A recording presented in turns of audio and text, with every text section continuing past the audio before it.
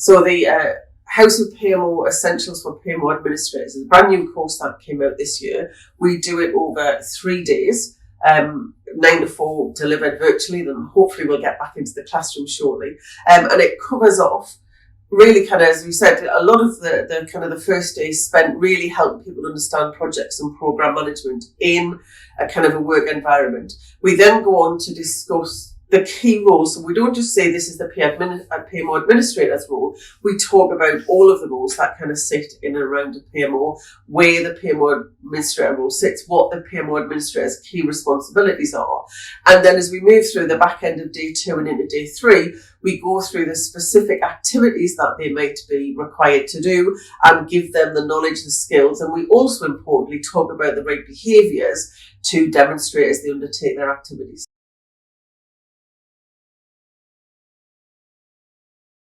Well, it's interesting. We had quite a mix of people on the first course. We had somebody who wanted to be a trainer, and her feedback was really interesting because although she'd done the role for a long time, she said she'd never had a course that she could recommend to people to actually attend if they were starting in their kind of PMO career. So that was one kind of specific instance.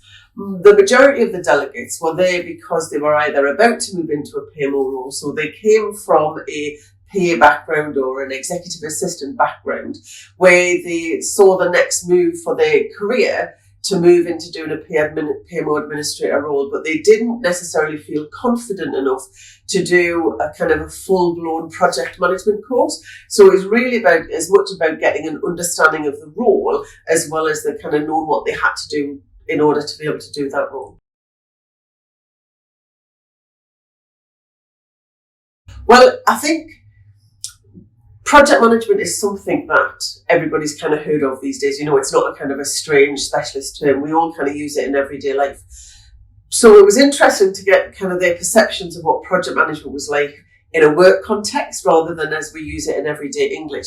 So there was quite a bit of clarifying people's understanding. And as you know, in PMO Learning, one of the things we always take the opportunity to is to get the delegates to discuss their particular questions and issues rather than kind of having the trainer kind of just spout for kind of 2 or 3 days. So it was really good for them to kind of just clarify and ask all of those questions that they really didn't feel as though they had anybody to ask before. So getting to understand kind of what a project was, what a program was, what that kind of means in reality, what kind of gets delivered and the key roles clarified in their head and actually allowed them to kind of position themselves and reflect on what they see in the workplace around projects and programs and kind of align that to thinking. So that was kind of really quite important to them.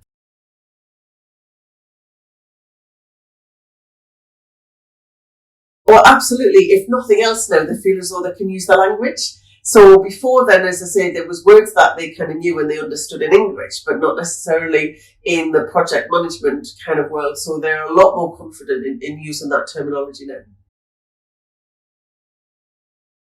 Of course, they all pass their exams. And I have to say, you know, again, at PMO Learning, we're not the kind of establishment where we kind of focus on getting everybody through the exams, though we happen to do that as well as everybody having a great time and learning what needs to be learned to do their job.